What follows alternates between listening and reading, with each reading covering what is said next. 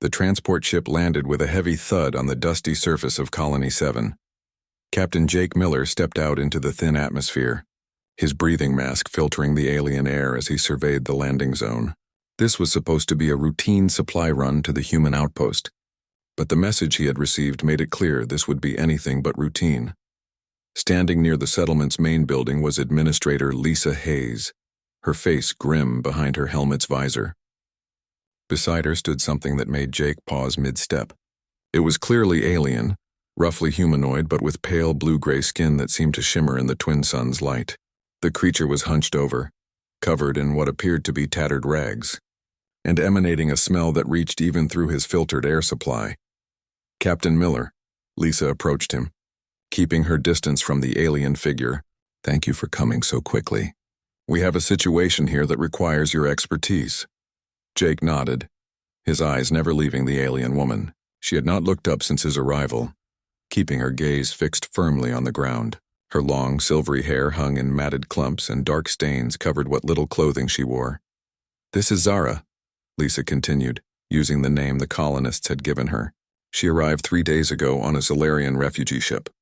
Her own people literally threw her off their vessel before departing.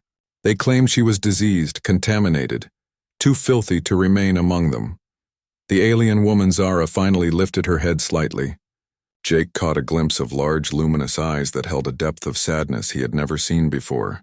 Her features were delicate despite the grime that covered them, with high cheekbones and a narrow nose that gave her an almost ethereal appearance. "What do they want us to do with her?" Jake asked, though he suspected he already knew the answer.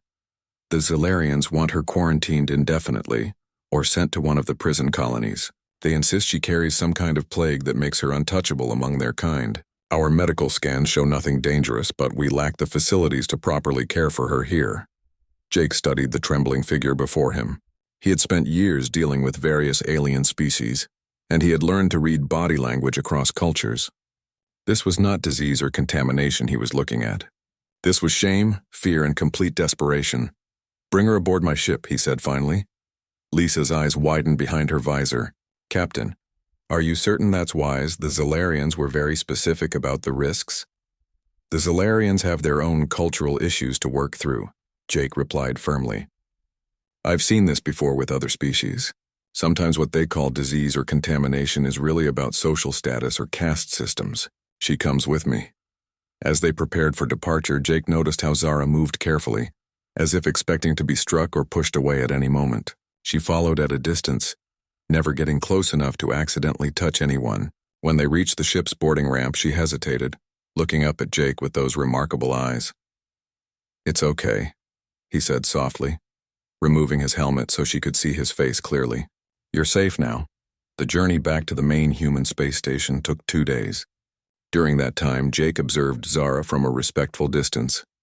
She had curled up in the cargo bay's corner, refusing the blanket he offered and declining any food. She seemed to expect nothing but rejection and harsh treatment. On the second day, Jake made a decision that would change everything. He approached Zara slowly, carrying a container of warm water and some basic hygiene supplies. "Would you like to clean up?" he asked gently. Zara looked at him with confusion and something that might have been hope. She pointed to herself and then made a gesture that seemed to indicate disgust or contamination. "I don't care what they told you," Jake said, setting the supplies down within her reach. "Everyone deserves to feel clean and comfortable." For the first time since he had met her, Zara spoke. Her voice was melodic but weak, the universal translator struggling with her dialect. "You are not afraid. Should I be my people say I carry the mark of the void? That I am cursed, poisoned, that anyone who touches me will be consumed by darkness." Jake considered this for a moment, then did something that shocked them both. He reached out and gently touched her hand. Zara gasped and tried to pull away, but Jake held firm. "I'm still here," he said with a smile. "Still breathing, still healthy. Maybe the problem isn't with you. Maybe the problem is with them." Over the following hours, something beautiful began to happen. With Jake's patient encouragement, Zara began to clean herself. The grime and stains washed away to reveal skin that was not diseased or marked, but simply a different shade than what her people considered normal.